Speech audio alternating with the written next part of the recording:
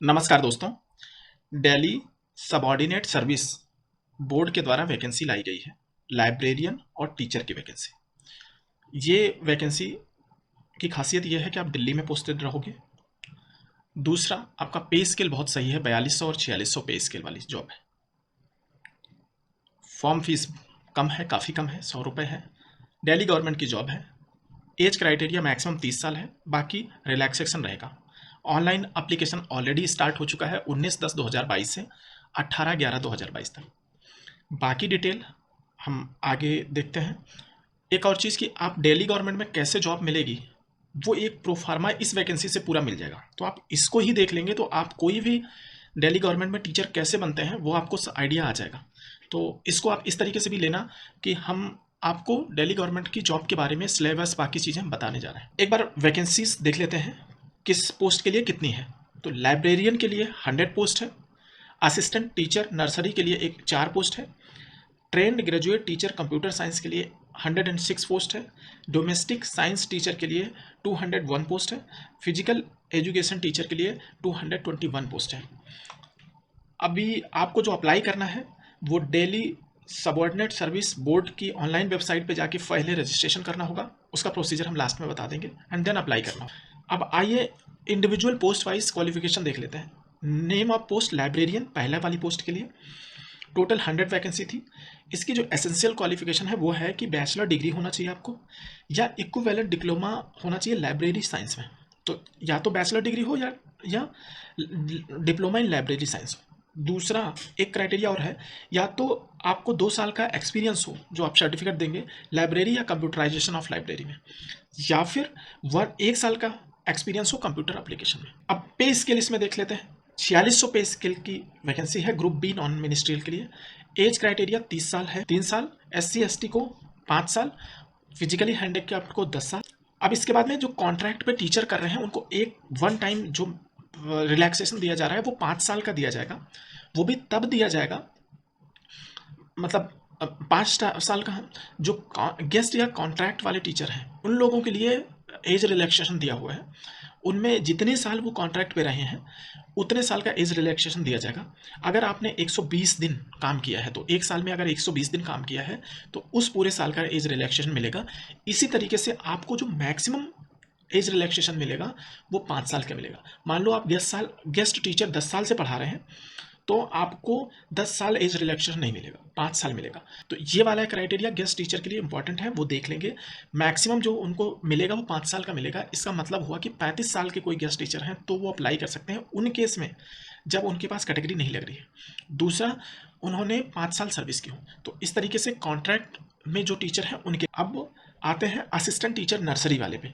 इसकी total 4 vacancies है। इसमें आप 12th पास है 45% मार्क्स से, 45% मार्क्स से।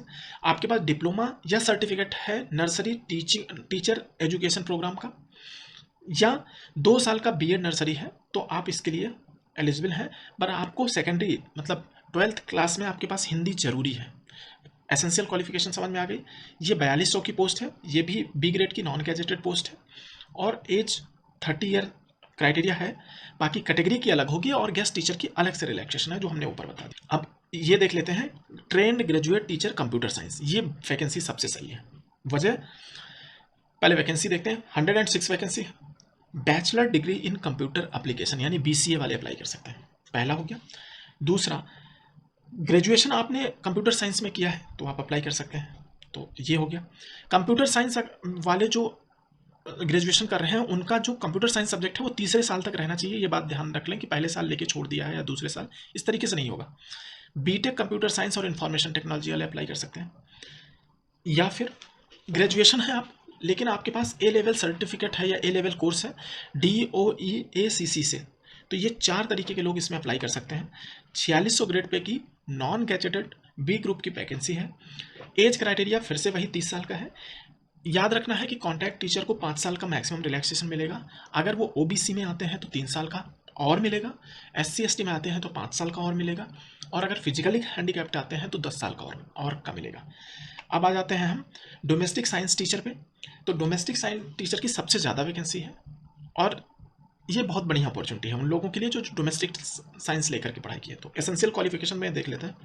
बैचलर डिग्री होनी चाहिए कंप्यूटर साइंस में या होम साइंस में, पहला क्राइटेरिया।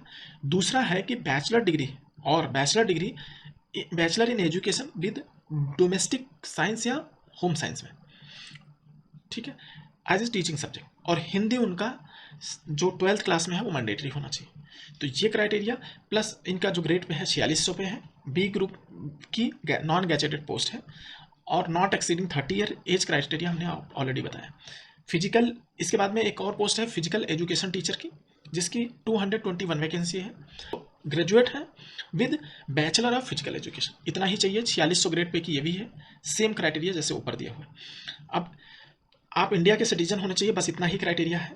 एज, क्वालिफिकेशन सब कुछ आपका 18/11/2022 तक के लिए वैलिड है बस।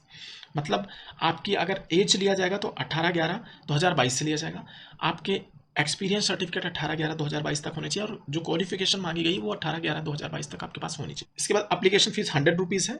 वुमेन कैंडिडेट और कैंडिडेट बिलोंगिंग टू SC/ST और फिजिकली हैंडिकैप्ड और एक्स सर्विसमैन कैटेगरी फ्री है। अगर एक्स सर्विसमैन है ऑलरेडी सिविल में पोस्टिंग ले ली है तो उनको एज रिजर्वेशन का फ़ायदा नहीं मिलेगा। एग्जामिनेशन स्कीम समझ लेते हैं दोनों के लिए, दोनों मतलब जो सारे एग्ज़ाम हैं उनका एक ही तरीके से रहेगा। 200 क्वेश्चन आएंगे, 200 मार्क्स के होंगे, 2 आवर्स मिलेगा, यानी 120 मिनट में 200 क्वेश्चन करने होंगे। 100 क्वेश्चन जो होंगे वो 5 सेक्शन से आएंगे। जनरल अवेयरनेस एक, इसके 20 क्वेश्चन आएंगे। General intelligence and reasoning ability, इसके भी 20 क्वेश्चन आएंगे। अरिथमेटिक एंड न्यूमेरिकल एबिलिटी, इसके भी 20 क्वेश्चन आएंगे। Test of Hindi language and comprehension, इसके भी 20 आएंगे। और test of English language and comprehension, इसके भी 20 क्वेश्चन आएंगे। इस तरीके से मिला के 100 क्वेश्चन ये हो जाएंगे। उसके बाद में जो आपका अपना सब्जेक्ट होगा, जिस टीचर के केस में, तो आपके अपने सब्जेक्ट को लेकर के यहाँ पे 100 क्वेश्चन और पूछे जाएंगे। उस तरीके से आपकी मेरिट बाद में बनाई जाएगी, वो मैं बता रहा हूँ। तो जो मैंडेटरी मिनिमम क्वालिफिकेशन है, पहले वाले में मैंडेटरी कट ऑफ नहीं है, सेक्शन ए में, सेक्शन बी में मैंडेटरी कट ऑफ है। अब जो मेरिट बनेगी फाइनल, वो सेक्शन ए और सेक्शन बी को जोड़ करके फाइनल मेरिट बनाई जाएगी। लेकिन अगर सेक्शन ए में आपके कम नंबर भी आते हैं और बी में ज़्यादा आते हैं तो आप सेलेक्ट हो सकते हैं, लेकिन बी में कट ऑफ है, ये ध्यान रखिएगा। मान लो आपका ए में बहुत नंबर आ जाए, सेक्शन ए में बहुत नंबर आ जाए और बी में आप फेल हो जाओ, तो आपका सिलेक्शन नहीं होगा। लेकिन यही हो जाए कि ए में आपके कम नंबर आए लेकिन बी में ज़्यादा हो जाए तो आप पास कर जाएंगे या पास कर सकते हैं। नेगेटिव मार्किंग 0.25 की है, और लिंक ऑफ मॉक टेस्ट दिया हुआ है, मैं उसको अभी दिखा दूंगा कि कैसे करना है। एक ही टीयर का होगा, यही एग्जाम देकर के आपकी मेरिट बन के फाइनल सिलेक्शन हो जाएगा। अगर मेरिट को कंसीडर करते हुए इन्होंने जो टोटल मार्क्स हैं उसमें ये बोल दिया है कि जनरल या EWS के लिए 40% कट ऑफ हो जाएगा, OBC दिल्ली के लिए 35% और SC/ST फिजिकली हैंडीकैप्ड के लिए 30% और एक्स सर्विसमैन को 5% का रिलैक्सेशन। मतलब बोर्ड अगर चाहेगा कि स्टैंडर्ड बनाने के लिए तो ये इतने % मार्क्स जो है वो मिनिमम क्राइटेरिया डाल देगा। एक इंपॉर्टेंट बात है कि जो SC/ST हैं वो कहीं के भी होंगे वो माने जाएंगे। OBC सर्टिफिकेट केवल दिल्ली का माना जाएगा, उसके अलावा और कहीं का नहीं माना जाएगा। तो आप ये ध्यान रखना कि जो आउटसाइड दिल्ली से आउटसाइड वाले हैं वो अप्लाई कर रहे हैं तो वो अपने आप को जनरल कैंडिडेट मान के भरेंगे। केवल दिल्ली में OBC नॉन क्रीमी वाले ही OBC मान के अपने आप को आगे बढ़ेंगे। एज क्राइटेरिया हमने बता दिया है कि SC/ST को 5 साल, OBC को 3 साल, फिजिकली हैंडीकैप्ड 10 साल।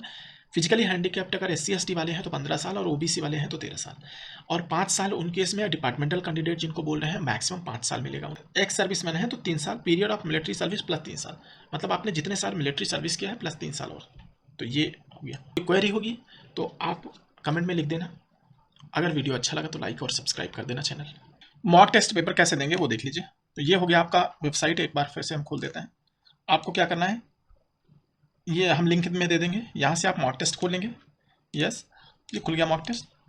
आप इस पर क्लिक करेंगे, आप एग्ज़ाम वाले बोर्ड पे पहुँच जाएंगे। ऐसे ही जब आप एग्ज़ाम देंगे तो खुलेगा, ठीक है। सारे ये आप पढ़ के जाएंगे, यही सेम मिल जाएगा। इसके बाद आप इसको नेक्स्ट करेंगे, आपको सेक्शन दिख जाएंगे कि मेंटल एबिलिटी के 20, जनरल अवेयरनेस के 20, numerical aptitude and data interpretation के 20, इंग्लिश लैंग्वेज के 20, हिंदी लैंग्वेज के 20। इसके बाद जो डिसिप्लिन होगी ना आपकी, उसके 100 क्वेश्चन आएंगे। यहाँ पे थोड़ा सा अलग करके दे दिया है, तो इस तरीके से 200 क्वेश्चन हो जाएंगे। आप इसमें लैंग्वेज सेलेक्ट कर लेंगे, मान लो मैंने हिंदी सेलेक्ट कर लिया एंड टिक करके आगे बढ़ जाएंगे। ये ओपन हो रहा है, ओपन हो गया। अब हिंदी में जैसे क्वेश्चन आ गया, तो जब आप एक सेक्शन करेंगे तो पहले एक सेक्शन के सारे क्वेश्चन हो जाएंगे, उसके बाद बी सेक्शन पे जाओगे। ऐसा नहीं है कि कहीं पे भी मूव कर पा रहे हो। तो ये हो गया। अब आप इसको चेक कर सकते हैं और फाइनली सबमिट हो जाएगा।